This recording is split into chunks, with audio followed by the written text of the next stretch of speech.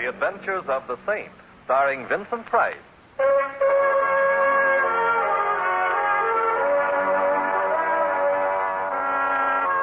Saint, based on characters created by Leslie Charteris and known to millions from books, magazines, and motion pictures.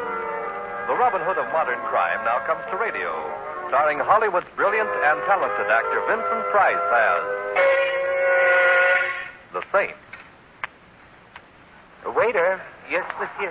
Waiter, will you tell the chef of this unhappy restaurant that he'd make a better shoemaker?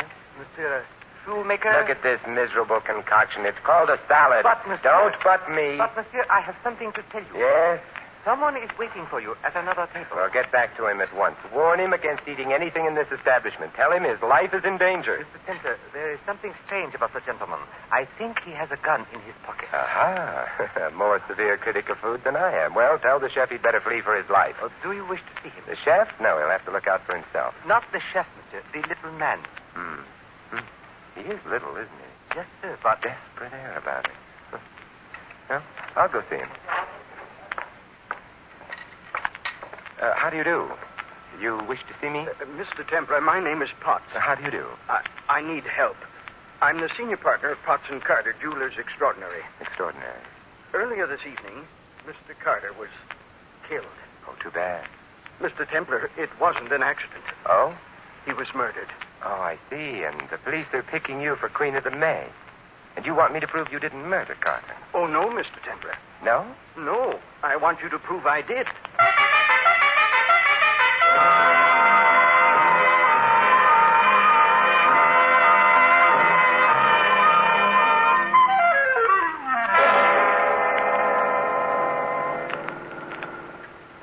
It's no use, Mr. Templar. I did kill Carter. Well, why wouldn't the police believe you? Because they couldn't find the corpse. Well, there's usually one around after a murder, you know. Somebody stole this one. Stealing corpses is a rather restricted profession. Where did you kill your partner? In our establishment on Wilshire Boulevard. Well, that's a nice place for it. When? Earlier this evening. And then you phoned the police from the shop? No, I couldn't bear the sight of Carter's body. I walked over to a nearby hotel and made my call from there. And then? I returned to the shop. I didn't go into the back. Where the shooting had taken place? Yes. I waited for the police. They arrived. I told them what had happened and led them into the back. But when you got there, the cupboard was there? Yes, Mr. Templar. No one had heard the shot? No, you see, it's a business neighborhood. It was evening. That's understandable. May I ask you a question, Mr. Potts? Of course. Are you tired of living? Right. Oh, you mean, why am I so anxious to have the police leave me? Yes. Because I shot Carter in self-defense. He's a larger man than I am. He was threatening me with physical violence. I acted only in self-defense. Oh, I see. Well, I'll drop you at your home, and, Mr. Potts, you've got a job. Yes? You've got to find your partner's body. But Now, ask yourself where you'd go if you were... No, he wouldn't be going anywhere himself. You better spend some time thinking about your friends. One of them might have removed the corpse in order to shield you. Or think of your enemies. Are you married? Yes, I am. Well, anyway, an enemy of yours might have moved the body to make the killing look like premeditated murder. One way or another, Mr. Potts, you've quite a bit to think about, haven't you?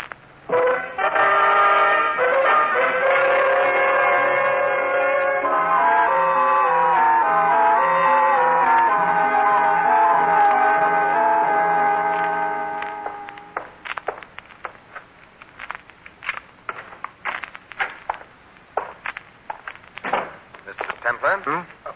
Well, my living room furniture is sprouting. Or are you, I'm Carter. Carter. Carter? Yes, Of Potts and Carter? of Potts & Carter. One of us is in a bad way. Either you're dead or I'm crazy. I can assure you I'm not dead. Oh, very well. I'll see a psychiatrist in the morning. Tonight I'm sleepy. What did Potts want with you? Well, you've been haunting me, haven't you? I've been following Potts. What did he want? Oh, nothing really. He merely wanted to assure me that he'd killed you. He what? Killed you, shot you to amplify an already unbelievable remark. He said that? He must be insane. Well, eccentric, anyway. Mr. Carter, the situation is rather bizarre. A man confesses to a murder. The police do not believe him. He comes to me and asks me to prove him a murderer. I leave him and find myself confronting the man he claims to have murdered. It doesn't make sense. No, perhaps it's not intended to. What do you mean? I suggest you go to the police, identify yourself to them, and ask complete protection for yourself. I don't need any protection. Potts wouldn't harm a fly. Yeah, but you're not a fly. My dear fellow, the possibility of Potts really doing me harm is something I can't take seriously. Why not go to the police anyway? I couldn't without exposing Potts to ridicule and... Your solicitude for your partner is rather touching, especially since he accused you of being a thief, of stealing from the firm, to be precise. He said that? Yes. Then I have something to think about. You've something to fear. Nonsense. No. Now, a man has already confessed to your murder, and you're still alive. His confession may have been moonstruck madness, or it may have been prophecy. Good night, Mr. Carlin.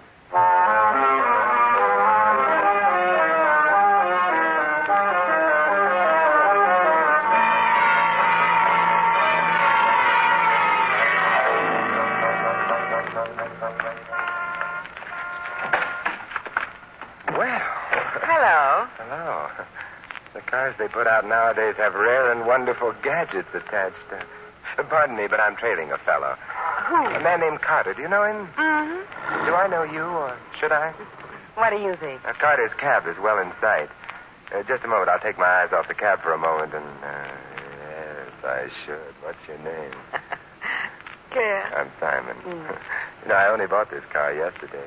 Are you part of the standard equipment? No, I go with the deluxe models only. Well, I'm so glad I paid for the extras. Claire, what? Doesn't matter. Depends on where we're going or what we do when we get there. This is a nice, quiet street. Hey, wait a minute. That's the ignition key. I know. Look, you've got the key. Mm-hmm. Well, may I borrow, eh? No. Now Carter's cab is out of sight. Oh, you're cute.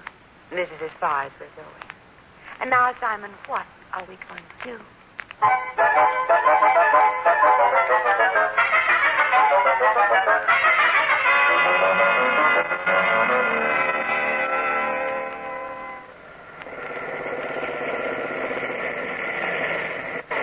I beg your pardon. Oh, hello, officer. Now, this may be a residential neighborhood, but... Is it? It is. But that doesn't mean you should play house here. Well, we weren't exactly playing house, officer. I was trying to persuade the lady to return my ignition key to me. Is that a fact? Lady, give him back his ignition key. All right, officer. Here you are, Simon. Well, thank you. Now, you take that ignition key and stick it in the lock. Uh-huh. That's right. Now you turn it. Oh, you're doing very nicely. Now you push the little button over there. This one? Yeah. Oh, charming. Now you shift the gear into first. You release the handbrake. Now, you're a bright boy. The next time you go out with a girl, make sure your ignition key isn't showing. Now step on the gas and get the heck out of here.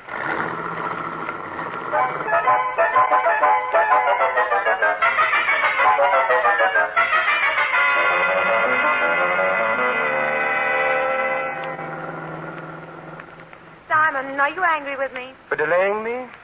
Not especially. Where are you taking me? To a jewelry store. Oh, you really shouldn't. You don't know me well enough. Which jewelry store, Simon? Potts and Carter. You know the place? I should. My husband owns half of it. Oh. Potts or Carter? Pot. They must have a nice assortment of stones. What makes you think so? Potts doesn't bat in your league, baby. Not in his own merit. Well, I'm not so sure that's a compliment. Brood about it, huh? Because, he was arrived. Hey, there's a light in the back. Are you coming with me? No. Oh, why not? You think your hubby might be there? I'm brooding. All right. Just don't hatch anything.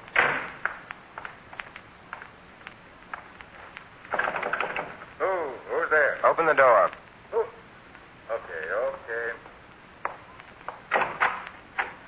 Templar. Now, how right you are, Mr. Carter. What do you want? Let's go inside. I said inside. Well, come in. But I know. You weren't expecting company. The house is a mess. what made you think I'd be I here? wasn't sure, but it was a possibility, so I came. Now that you're here, I'd like to take a look in that back room where the light is. where the light... And I rather suspect the vault. Templar, I don't have to stand for this. No, but I've got a feeling you're going to. Let's get on with it, shall we? I was checking stock. Well, let's both check. Wait a minute. You mightn't understand. Give me a chance to first, huh? I don't want you to come in Keep here. walking. All right. But... Well, you idiot, if you think that by putting the lights out you... Carter! Simon! Claire, I heard the shots. I came up to Simon. Where? light switch is near the back door. I got it. All quiet now. Simon, at your feet. Lying half across the doorway, Mr. Carter. His eyes are open. Simon, they're open. Dead. There's blood leaking out from under him. Let's take a look at the back room. Uh-huh. Yeah, back window leading to an alley. So much for that. Now, the vault's open. Simon, how can you worry about that when a man's I've dead? seen dead men before. The vault's empty. I don't care. Your husband might. The police certainly would. Well, I gotta go. Oh, but you can't leave me. You've got a job notifying the police. They wouldn't like it if you didn't. What are you going to do? Where do you live? Bell Tower Drive. What number? 39. All right. Dial operator asks for police headquarters. Tell them all. Me, I'm going to visit with a man who confessed to a murder before it was committed. Curious to see whether he's going to stick to that confession now that the murder is a murder.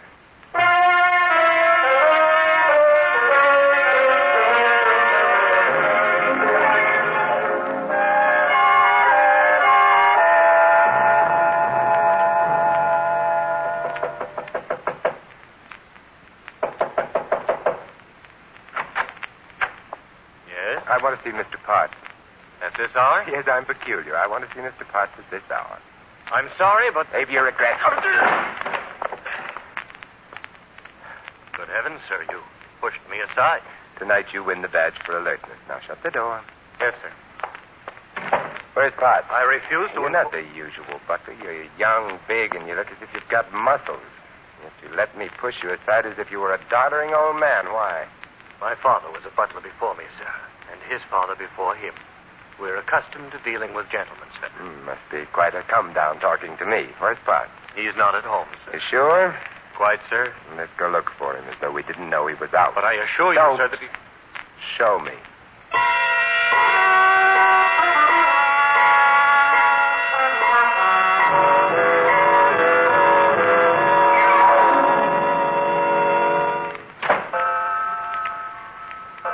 Well, he's not in the house. No, sir. Don't look so smug. Mrs. Potts isn't in the house either. You knew that, sir, before you looked. Tell me, how does she feel about her husband? I beg your pardon. All right. You've given me the proper outraged response. What's your name? Anderson, sir. Anderson, make a speech. Sure. Well, my father And his father before him. And I'll bet you they all knew exactly what cooked with the master and mistress. So do you. What cook? Well, Mr. Potts is a very fine man. Mrs. Potts is a very fine woman, and you take the high road, and I'll take the low road. Hey, company's coming. I will take the low road. Butler, who am I? I don't know, sir. Good. Then tell the police all about me when they arrive. And they'll be here soon. It'll give them something to think about besides Mrs. Potts. And, Anderson, Yes, sir? you think about something besides Mrs. Potts, too. Something like murder,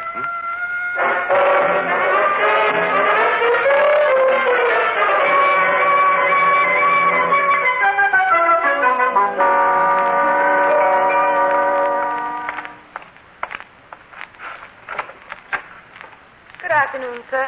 Oh, It's only Simon. hello, Simon.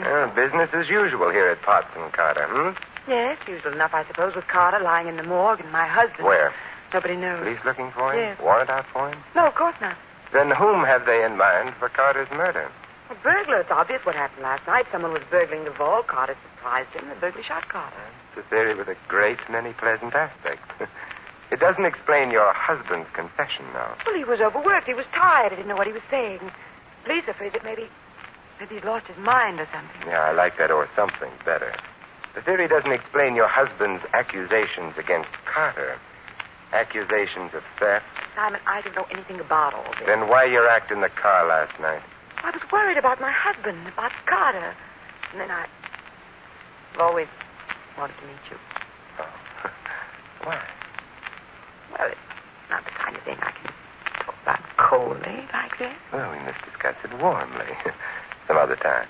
Right now, what about Anderson, your butler? Anderson? I don't trust him. I know it's not done this year, mistrusting butlers, but I have a feeling he knows more than he should. More than he should about what? Why don't you find out? What? How could I? By discussing things with him, warmly. I'm not so sure I like that. I'm not making friends today. Just influencing people. I can't imagine what Anderson would or wouldn't know. Stimulate your imagination by going out to the house now and working on him. You really think it's important? Very important. Now run along. Well, all right, but the shop... I'll lock up. You go on. Will I see you later? I'll be at home. Stirring up the furnace. Simon, you don't have to have a furnace. Be warm.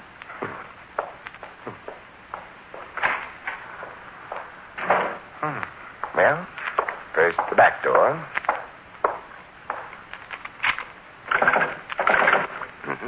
Locked. And now the front door.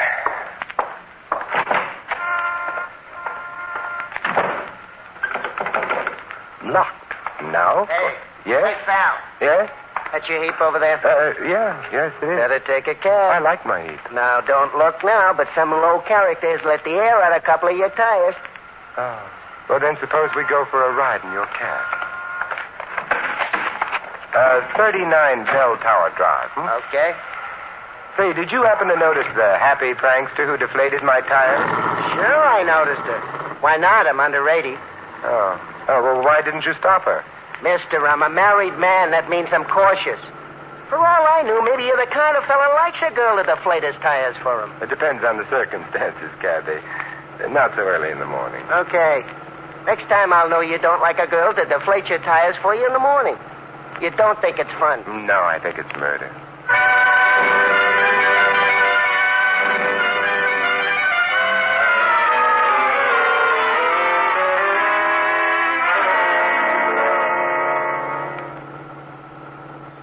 Bell Tower Drive up ahead. Okay. Pull over here. Okay. Nice stop. Want I should wait for you? We'll both wait. For somebody to get to the house? No, for someone to leave it. Hey, mister. Yeah? There's a guy leaving the house now, getting into a car. Good. Anderson, follow the car. Okay. Not too close, huh? Not too close. There he goes. Well, we go too. Hope he ain't going on no long trip. I ain't got too much gas in the tank. He's going on a very long trip, and yet I don't think he's going far. Huh? Space is relative, Cabby. Remember what Hamlet said? Well, I wasn't around at the time. I could be bounded by a nutshell, yet count myself king of infinite space. Oh, yeah, I remember it now. Were it not that I have bad dreams. Nice guy, Hamlet. I wonder, does Anderson have bad dreams?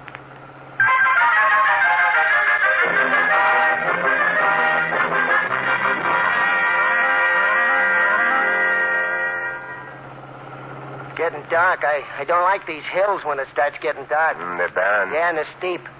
Hey, the guy we're trailing is turning off the road. Private driveway. Pull up to it and stop. Okay. The house is beyond the bend, quite near the road. Cabby. Yeah? I'm leaving you. Look, I want you to drive back to town. The instant you hit a place with a phone, call the police. Yeah, and tell them what? To warm a cell for a murderer. They can pick the murderer up here. Okay, pal. But don't do nothing rash.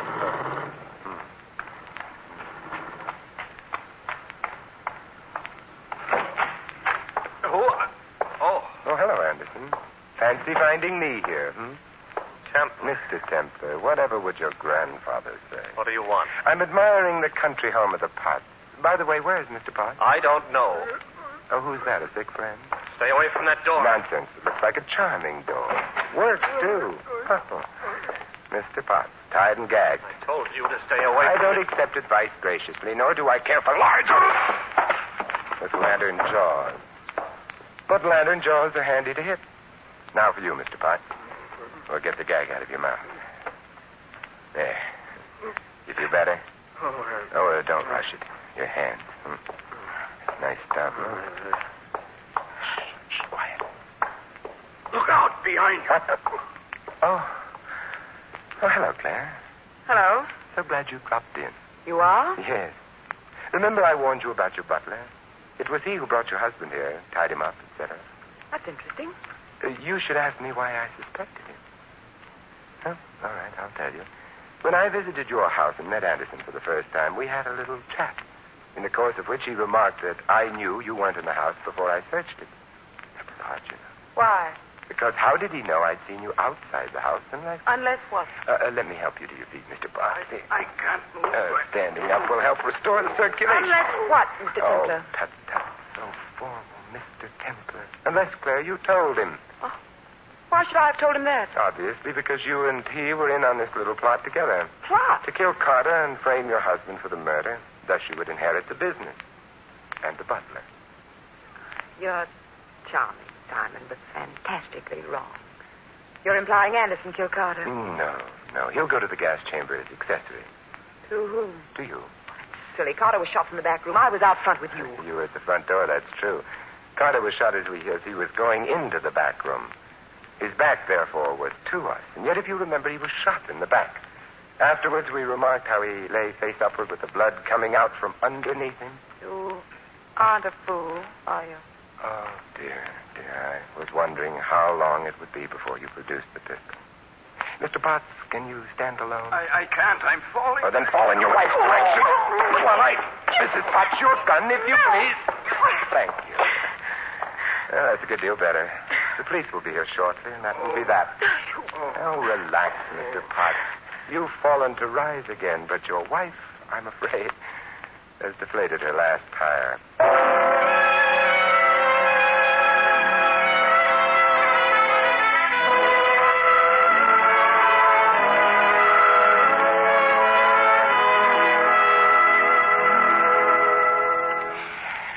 Here you are, Mr. Potts, in good health. Mr. Templar, how could I have killed Carter and not killed him? Simplicity itself, Mr. Potts. Your gun had been carefully loaded with blanks. Carter pretended to be dead. But why should he have done that? Your wife must have persuaded him that by doing that he would escape going to jail for theft. She'd have a hold over you. She's not a very nice woman, is she? No. With Carter murdered, she was preparing to have you disappear permanently. It would seem to the police that you'd killed Carter and fled to the country. I can't thank you. Don't bother. It was fun. But in the future, Mr. Potts, before you confess to murdering anyone, be sure you murder him.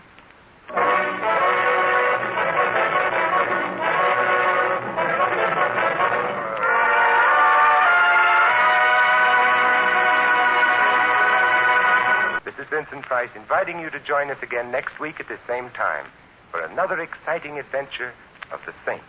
Good night.